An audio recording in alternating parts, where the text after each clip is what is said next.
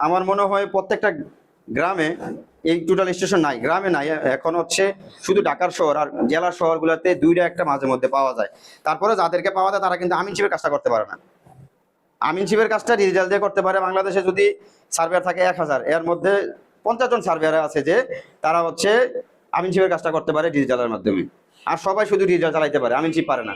তার মানে আমাদের এখানে কিন্তু বিশাল গ্যাপ আছে। এখনো বাংলাদেশে সার্ভেয়ারের সংখ্যা কিন্তু কম। আমরা যতই দেখি এলাকার মধ্যে এখন সার্ভেয়ার বাইরে গেছে, আসলে এত বেশি বাড়ে নাই। যে পরিমাণে দরকার এই পরিমাণে কিন্তু সার্ভেয়ার এখনো এলাকার মধ্যে নাই।